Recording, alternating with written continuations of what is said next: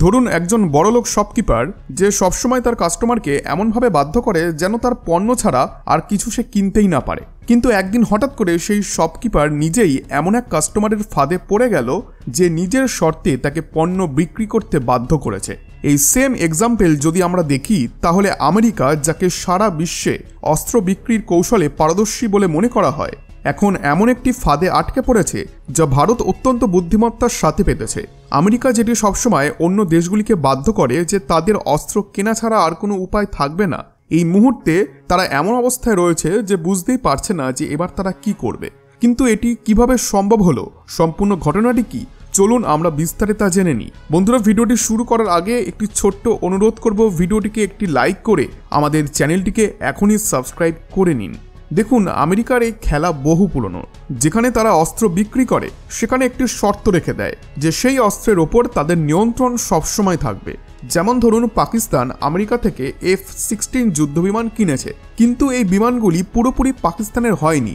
America এতে এমন কিছু লুপহোল রেখে দিয়েছে যাতে পাকিস্তান যদি নিজের মতো করে এই বিমানগুলিকে ব্যবহার করতে চায় সেটি তারা পারবে না। একে ঠিক সেই রকম বলা যায় যেমন গ্রামে যদি কোনো মহাজন ঋণ দেয় তাহলে তার বদলে সে জমি বন্ধক রেখে দেয়, তেমনি আমেরিকা তার অস্ত্রের সাথেও তাই করে। যদি পাকিস্তান আমেরিকার নিয়ম ভাঙে তাহলে আমেরিকা সরাসরি বলে দেয় যে তোমার বিমানের জন্য আর যন্ত্রাংশ দেওয়া যাবে না বা আমরা সার্ভিসিং বন্ধ করে দেব। এর ফলে এই F-16 বিমান শুধুমাত্র একটি লোহার টুকরোতে পরিণত হয়। একে আমেরিকা বলে কিল সুইচ। এবার এখানেই মজার বিষয় হলো যে ভারত এই পুরো খেলাটি বুঝে এমন একটি কৌশল নেয় যা আমেরিকাকে তার নিজের অস্ত্র দিয়ে হারিয়ে দেয়। আমেরিকা যে সবসময় কোনো ডিল ফাইনালাইজ হওয়ার আগে কিছু কন্ডিশন রেখে দেয়, সেখানে এবার তারা ভারতেরই কিছু কন্ডিশনে ভীষণভাবে জড়িয়ে গেছে। কিন্তু এটি কিভাবে ঘটলো?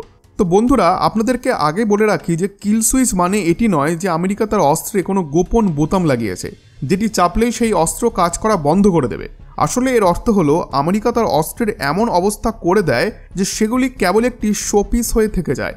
এই কিল সুইচ খেলা শুধু যুদ্ধ বিমানের জন্য নয়, আমেরিকার এই স্ট্র্যাটেজি সব অস্ত্রের ক্ষেত্রেই প্রযোজ্য যেগুলি তারা বিক্রি করে। এই কৌশল দিয়ে আমেরিকা বহু দেশের সেনাবাহিনীকে কিছুটা নিজের নিয়ন্ত্রণে রেখেছে।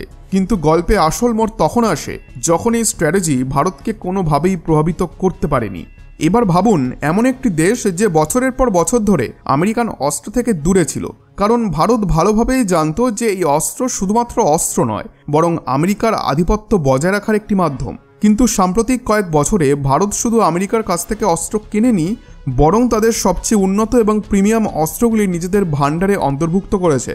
উদাহরণস্বরূপ, বিশ্বের সেরা অ্যাটাক হেলিকপ্টার অ্যাপাচি, এটি সেই হেলিকপ্টার যা আমেরিকা তার সবচেয়ে ঘনিষ্ঠ দেশগুলিকেও অনেক কষ্টে সৃষ্টে দেয়। ভারত এটি কিনে নিজের বিমান বাহিনীর অংশ বানিয়ে নিয়েছে।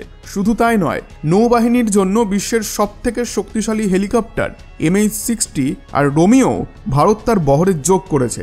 ভাবুন, যেখানে বিশ্বের অন্যান্য নৌবাহিনীর কাছে এর চেয়ে ভালো হেলিকপ্টার নেই, সেখানে ভারত এটিকে নিজের শক্তির একটি অংশ বানিয়েছে। কিন্তু এটি ভারতের স্ট্র্যাটেজির শুধু একটি দিক, আসল খেলা তো এখনও বাকি রয়েছে। কারণ ভারত এখন আমেরিকার থেকে বিশ্বের সবথেকে বিধ্বংসী অ্যাটাকিং ড্রোন প্রেডেটর কিনতে চলেছে। মজার ব্যাপার হলো, দুটি প্রেডেটর ড্রোন ইতিমধ্যেই আমাদের নৌবাহিনীতে কাজ করছে, যা আমরা ভাড়ায় নিয়ে পরিচালনা করেছি। তবে প্রশ্ন ওঠে, যখন আমেরিকা এত শর্ত দিয়ে অস্ত্র বিক্রি করে তখন ভারত এই সমস্ত অস্ত্র কেন কিনছে? এগুলির ওপরেও কি আমেরিকান সেই নিয়ন্ত্রণ থাকবে? এর উত্তর হলো কখনোই নয়। এর পেছনে ভারতের একটি অসাধারণ স্ট্র্যাটেজি রয়েছে, যাকে বলা হয় যে যেমন রোগ তেমন ওষুধ। আসল বিষয় হলো, যেভাবে আমেরিকা তার ডিপেন্ডেন্সি কৌশলে অস্ত্র বিক্রি করে, অর্থাৎ অস্ত্র কিনলে তার ওপরেই তাকে ডিপেন্ডেন্ট থাকতে হবে, সেদিকে ভারত ঠিক সেই কৌশলটিকে উল্টে তাকে তার নিজের ফাঁদেই ফেলে দিয়েছে।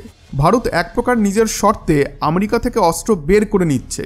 উদাহরণস্বরূপ, যখন আমাদের একটি অ্যাটাক হেলিকপ্টারের প্রয়োজন ছিল, আমরা ঠিক করেছিলাম যে অ্যাপাচি হেলিকপ্টারকেই নিতে হবে।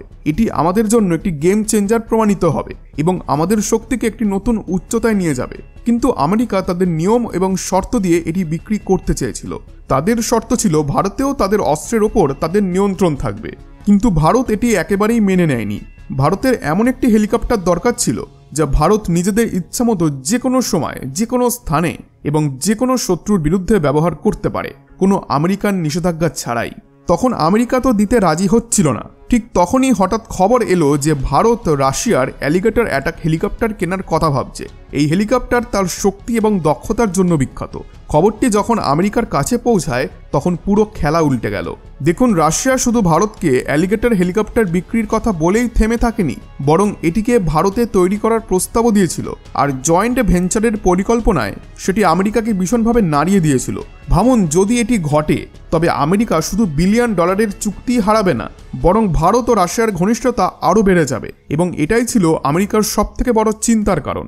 এখন আমেরিকা ভয় পেতে শুরু করলো যে যদি ভারত রাশিয়ার আরও কাছে চলে যায় তবে চীনের বিরুদ্ধে যেই জোট তৈরি করার চেষ্টা করেছে তা সম্পূর্ণভাবে ধ্বংস হয়ে যাবে। আমেরিকা জানে চীন এতটাই শক্তিশালী হয়ে উঠেছে যে তাকে থামানো না গেলে একদিন আন্তর্জাতিক ক্ষেত্রে আমেরিকার পরিবর্তে সুপার পাওয়ার হয়ে উঠবে চীন। এই ভয়ই আমেরিকাকে ভারতের শর্তে মাথা নত করতে বাধ্য করল। অবশেষে আমেরিকা ভারতের সব শর্ত মেনে নিয়ে অ্যাপাচি হেলিকপ্টার বিক্রি করল। কিন্তু এখানেই গল্প শেষ নয়। আমেরিকা এতটাই ভীত হয়ে গেল যে তারা ভারতের কাছে তাদের সবথেকে মূল্যবান চিনুক হেলিকপ্টার, যেটি বিশ্বের সেরা পরিবহন হেলিকপ্টার হিসেবে গণ্য হয়, তা কম দামে বিক্রি করলো। এবং শুধু বিক্রি করেই থেমে থাকেনি, এটি দ্রুততার সঙ্গে সরবরাহ করলো যাতে ভারত আর অন্য কোথাও মুখ না ফিরিয়ে নেয়। এরপর আমেরিকা রোমিও হেলিকপ্টারও ভারতকে সরবরাহ করলো। এই 3টি উন্নত মানের হেলিকপ্টার ভারত আমেরিকার শর্তে নয় বরং ভারতের শর্তে পেয়েছে। এবং সবথেকে বড় বিষয়, এগুলির মধ্যে কোনো কিল সুইচের খেলাই ছিল না। কিন্তু এখন আপনি ভাবছেন যে এই পুরনো কথাটি আমি আজ কেন শেয়ার করছি। আসলে কারণ হলো সেই একই গল্প এখন আবারও পুনরাবৃত্তি হচ্ছে। সাম্প্রতিক সময়ে খবর আসছে যে ভারতের জন্য 5ম প্রজন্মের স্টেলথ যুদ্ধবিমান রাখা অত্যন্ত গুরুত্বপূর্ণ হয়ে উঠেছে। এটি শুধুমাত্র চীন ও পাকিস্তানের আসন্ন 2 বছরের মধ্যে J-35A স্টেলথ বিমানের মাধ্যমে নিজেদের শক্তি বাড়ানোর পরিকল্পনা নয়। আসল বিষয় হলো, যদি ভারতের কাছে F-35 এর মতো যুদ্ধবিমান থাকে তাহলে ভারত খুব সহজেই তাদের সব বিমানের বিরুদ্ধে সাফল্য অর্জন করতে পারবে, বরং চীনের বিরুদ্ধে নিজেদের কৌশলগত অবস্থানও শক্তিশালী করতে পারবে। আর F-35 এর মতো শক্তিশালী যুদ্ধবিমানের সাহায্যে যে কোনো দেশেই সার্জিক্যাল স্ট্রাইক করা খুব ইজি হয়ে যাবে। কিন্তু আমেরিকার স্বভাব অনুযায়ী তারা সব কিছুতে তো প্রথমে বাধা দেয়। F-35 নিয়েও ঠিক তাই হয়েছে। প্রথমে বলল, তোমরা রাশিয়া থেকে S-400 সিস্টেম নিয়েছো, তাই আমরা এই বিমান দেব না। আর তারপর বলল যে টেকনোলজি শেয়ার করা নাকি সম্ভব নয়। এরপর আবার দামের একটি অজুহাত দিল, বলল যে খুব ব্যয়বহুল। কিন্তু ভারত কোনো সাধারণ খেলোয়াড় নয় এবং ভারতের কাছে এই ধরনের সমস্যার সমাধানের পরিকল্পনা রয়েছে। সাম্প্রতিক কয়েক মাসে ক্রমাগত খবর আসছে যে ভারত ও রাশিয়া মিলে Su-57 বিমানের জন্য চুক্তি করতে চলেছে।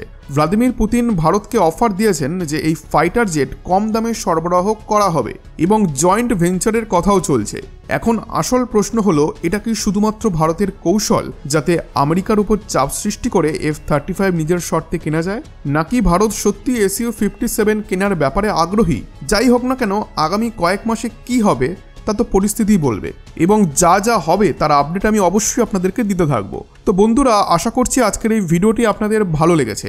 সবার প্রথমে ভিডিওটি ভালো লেগে থাকলে ভিডিওটিতে একটি লাইক করে ভিডিওটিকে অবশ্যই শেয়ার করুন, যাতে এই তথ্যটি আরও অনেকে জানতে পারে। আর আপনাদের যদি এই বিষয়ে কোনো প্রশ্ন থাকে বা আপনাদের মতামত থাকে তাহলে কমেন্ট বক্স তো খোলা রইলই, আপনারা অবশ্যই সেখানে প্রশ্ন করতে পারেন। তো চলুন বন্ধুরা, দেখা হচ্ছে পরের ভিডিওতে। সবাই ভালো থাকবেন।